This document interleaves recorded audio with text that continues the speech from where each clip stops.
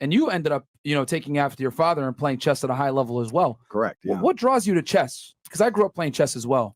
So yeah, so chess. I mean, obviously, my father was a chess master, right? So I had to learn the game. He sat me down. I spent a lot of time learning it, and to this day, I have massive respect for chess. So much respect for the game. It's so much harder at that world level than people can even fathom. Unless you even play the game, you can't even anticipate how good these people are at the game. They're effectively computers.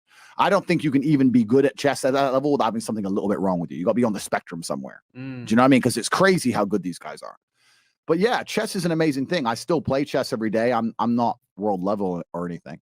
I'm around 1750, 1800 elo. If anyone knows chess, that's what I am.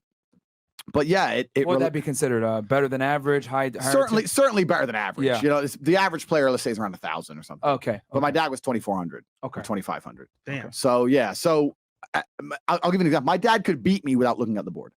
So my dad would be in the kitchen, fucking around the kitchen, cooking dinner. I'd be in front of a chessboard in the living room, and I'd say E4. He'd say C6. Knight F3, Knight C3. God Boom, and he'd smoke me without looking at the board. That's how good the best chess players in the world are. Yeah, it's insanity. Yeah. But I do think it's a good basis for life. There's certainly a lot of lessons in chess. There's certainly a lot you can attribute to chess from everyday life to the chessboard. And I think it's a good grounding mechanism. I enjoy to sit down for a good couple hours, win some games, lose some games. Right. It's something I personally enjoy. So, yeah. Can you tell us some of those life lessons that you learned from playing chess with your father and applying it into real life? Yeah, absolutely. So I'll give you my favorite one first. Yeah. Please do. My favorite one is the difference between the king and the queen. Right? Because the king moves one square at a time, and the queen can just zip across the board, right? So you're here in Miami, you're partying in Miami. They got all these parties right now. It's Art Basel, blah, blah, blah. You see all these chicks on a boat. For the man to get on that boat, it's one square at a time, right? He has to get a good job. He has to get his taxes right. He has to find a way to leverage credit. He has to meet the guy who sells the boats. He has to go through all this shit stage by stage by stage to finally pull off being on that yacht and having that yacht at the age of 56. A chick, what does she need? Lip fillers? Boom. Zip. On. She gets straight on. That's the difference between the king and the queen. But although the king is slower than the queen, he's the most important piece, right? The king can't die. The queen can die.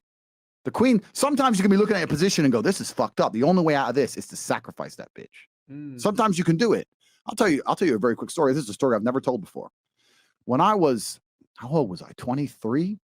When I was 23, I was dating a ballerina. She was the prima ballerina of the Cambridge Ballet School in England. And I had no money. I was a fighter, but I was coming up. I didn't really have any money. And she lived far away, like an hour and a half away, but she used to come see me, and we were good for like a year and a half. I loved this girl. Yeah. And she finished ballet school. She started dancing in clubs in London. She couldn't get any ballet work. Surprise, surprise. Who fucking wants ballet work, right? So she ends up doing like dancing and not stripping, but like dancing in the club, da-da.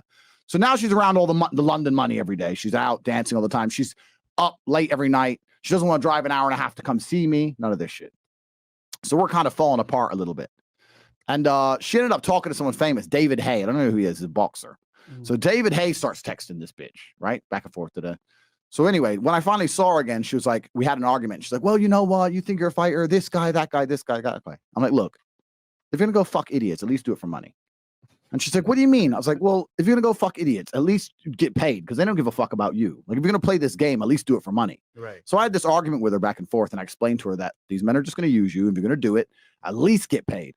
And when she left the house, Tristan said, why are you telling her to fuck other dudes? I'm like, no, I'm just understanding that in my chess position, I've lost this game. Right. The game is done now.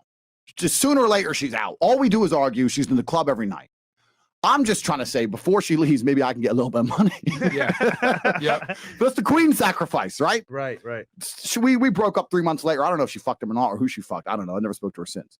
But that's kind of the analogy you have to be able to apply to life. Sometimes chicks got to go. Yeah. Sometimes they have to go to save the king. And too many dudes, most of the time, men truly lose at life. It's because they've attached themselves to a queen and they won't let her up. They won't sacrifice her.